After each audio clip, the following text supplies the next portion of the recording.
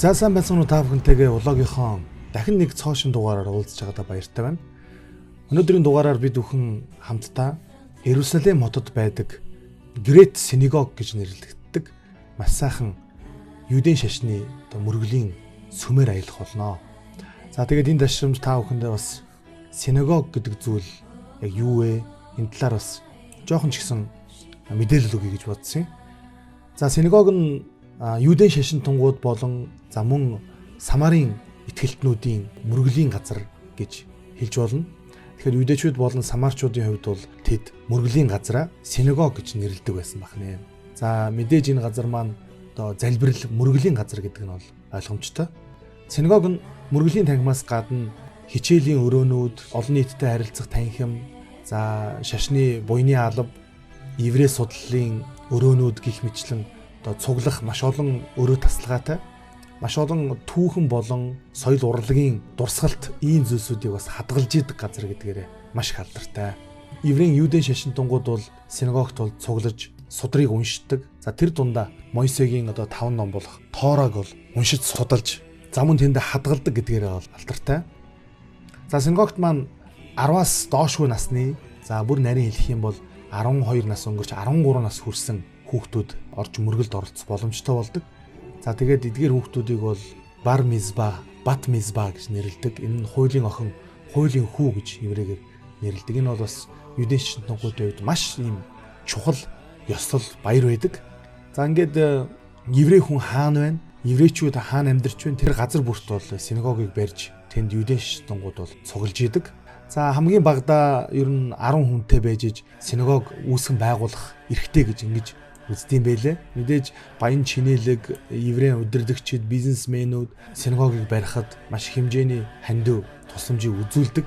За ингээд тэд өөрсдийнхөө итгэл үнэмшлийг хадгалж үр хүүхдүүдэд дамжуулахын тулд шаббат өдрийг сахиж цуглахын тулд тэд синагогийг бол барьдаг гэж ойлгож болно. За еврейн одоо нэр томьёонд үүнийг бол битнесет буюу одоо чуулах, цуглах өргөө гэж ингэж орчуулдаг. Тэгэхээр синагог гэдэг үг маань бол ерөнхийдөө бол цуглааны өрөө, цугладаг газар гэж ингэж ойлгож болно. Зарим итгэгчид бас зөвхөн бурханд итгээд явхад хангалттай, заавал ямар нэгэн сүм чуулганд очиж олноороо цуглах шаардлагагүй гэж ингэж үздэг ийм хэсэг бүлэг хүмүүс байдаг. Гэтэл бид бүхэн хэрвээ синагог гэдэг үгнээс нь л ингэж судлаад үзэх юм бол энэ бол чуулах, цуглах газар гэж ингэж маш тодорхой харж болно. Тэгэхээр ер нь бурхан өөрийн хүмүүсийг бол хамтдаа цугладаг байгаасай, хамтдаа итгэл үнэмшлэрээ нэгдэж бие биенийхээ одоо итгэлийн хэрэгцээг хангаж бие бинийгээ босгон байгуулдаг байгаасаа гэж ингэж хүсдэг гэдгийг бол бид үүнээс харж болно. Мэдээж хуучин гэрээг харах юм бол Израильчуудын шүтлэг бол Иерусалимийн сүмд төвдөрдөг байсан. Тэд ер нь жилдээ хамгийн багадаа нэг, за тэгээд ер нь бол одоо 3 удаа заавал Иерусалимийн сүмд ирж тэнд тахил өргөж тэнд мөргөлд оролцдог байсан. За бусад өдрүүдэд буюу 7 хоног тутам тэд өөрсдийн байгаль газараа синагогуудад бол цугларж мөргөл хийдэг байсан байна. Ер нь хамгийн анхны синагогуудыг бол грек хэлээр ярьдаг Египтийн Александр хотод бол хамгийн анхны синагогууд бол баригдсан гэж ингэж үздэм байлээ. Еврей Ромын 1-р дайн буюу манай эртний 66-аас 73 оны хооронд болсон дайнаас өмнө бол синагогууд маш их хөгжингүү, хөгжлийнхөө өндөр түвшинд хүрсэн байсан гэж ингэж үзэж бас археологийн олбороор тогтоосон. Тэр дундаа 2018 онд хийсэн саяхны судалгаагаар бол Иерусалим хотыг сүрхээс өмнө буюу манай эртний өмнөх 70 оноос өмнө дор хаяж маш том нэр хүндтэй ийм 9 синагог Иерусалимийн сүмтэй зэрэгцэн Израильд байсан гэж ингэж тогтоосон. За шинэ гэрээн дээр синагог гэдэг үг маань бол 56 удаа гардаг. За мэдээж эдгээрийн хамгийн их дурддагдсан номнууд бол сайн мэдээний 4 ном байна. За үүнээс гадна шинэ гэрээн дээр Яаков номон дээр 1 удаа, за мөн Илчилт номон дээр 2 удаа синагог гэдэг үг бол гардаг. За ингэж дурддагдахтаа хурал эсвэл чуулганы ахлагч гэж ингэж дурдахтаа бол синагог гэдэг үгийг бол ашигласан байдаг. За ингээд бүгдээр хамтдаа бидний зочилж очисон Иерусалим хотод байдаг Great Synagogue-т хамтдаа орцгоё. Тэгээд энэ синагогийн дотор шаббат өдөр мөргөл явагдаж байгаа. Тэгээд энэ мөргөлийг бүгдээр хамтдаа бас сонирхцгоё.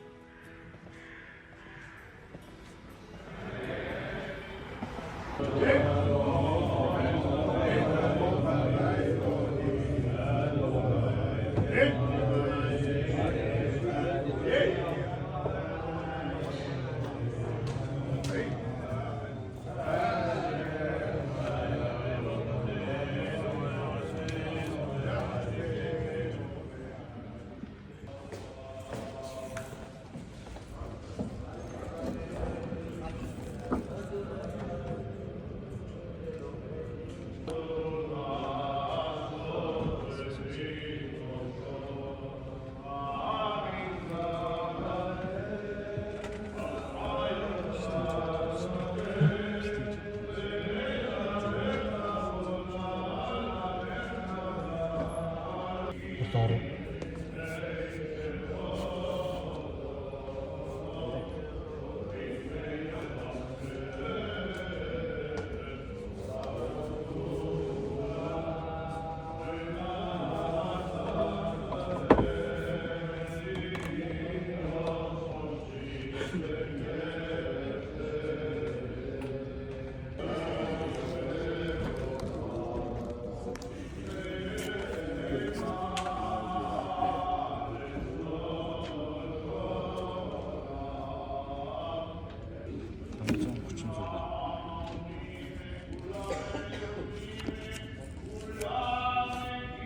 Өөр ном шүү.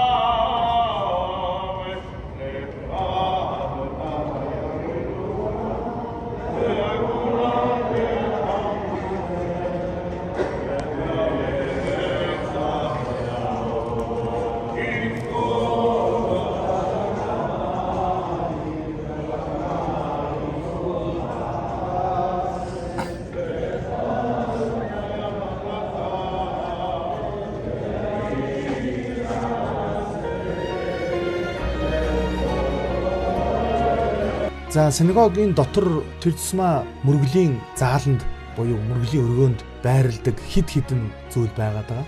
За хамгийн ихнийх нь бол үүнийг судрын ширээ гэж нэрлэдэг. Ийм ширээ буюу одоо эндэр байдаг. Мойсегийн 5 ном болох Пентатух, Торо гэдэг энэ Библийн эхний 5 номыг бол маш хүндэтгэлтэйгээр энэхүү өрөөний голд байрлах ширээн дээр бол тавьж гаргаж ирээд уншдаг байгаа. Өнөөдөр ч гэсэн энэ ёс уламжлал бол алдагдаагүй. Яг дагж мөрдөж байгаа. Энэ ширээн дээр судрыг тавиад синагогийн хойморт байгаа авдар гэж нэрлэдэг. Судрыг хадгалж байдаг ийм өрөө байгаа. За яг түүний зүг харж одоо хурлын удирдагч маань Тоорог бол уншдаг.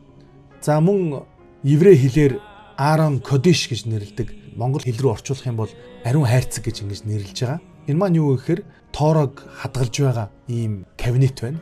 За үүнийг Новагийн хөвгч авдартаа бол зүүрлж бас еврей хэлэн дээр ижил утгаар, ижил үгээр бол нэрлэдэг. Новагийн хөвгч авдар хүн төрлөختнийг үерийн усан галваас бол аварсан шиг Бурхны үг судар Тоорооч хийсэн тэднийг бол аварч ариун байдлыг нь хадгална гэж ингэж итгэж үнэмшдэг учраас ингэж нэрлэдэг байх. За мөн нөгөө талаараа энэ маань хуучин гэрээн дэх ариун асар доторх хамгийн ариунаас ариун хэсэгт байдаг гэрэний авдар. За тэгээд түүн дотор байгаа 10 хуулийг Мойсегийн 10 хуультай хоёр хавтанг бас бэлэгдэж санагдуулдаг. Синагогийн хамгийн ариун газар гэж ингэж үздэгээрээ одоо онцлогтой. За мөн үүнээс гадна мөнхийн гэрэл гэж нэрлэгддэг ийм дэнлүүнүүд байдаг. За орчин үед бол энэ дэнлүүнүүдийг бол таазнаас унжуулсан байдалтайгаар ингэж тогтоодог. Мэдээж Бурхны үг бол өөрөө гэрэл.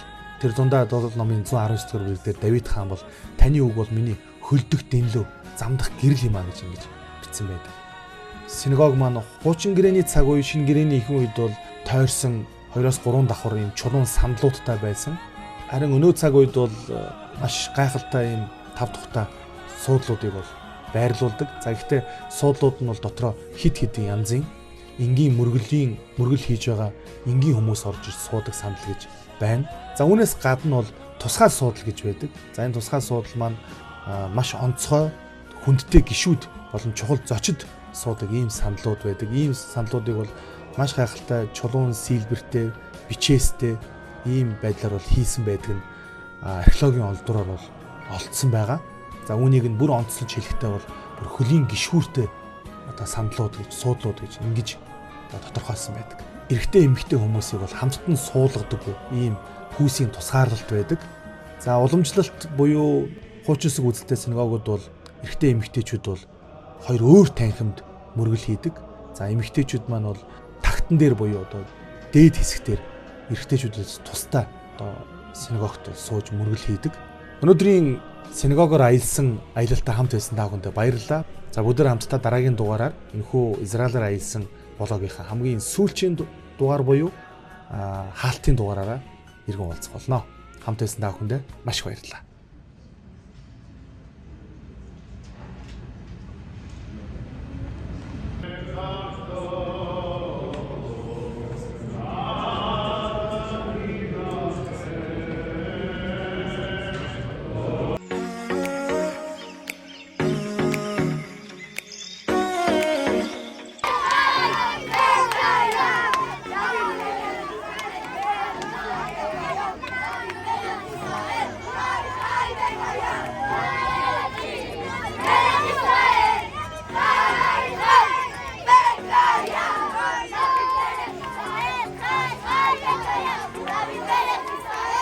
Hi,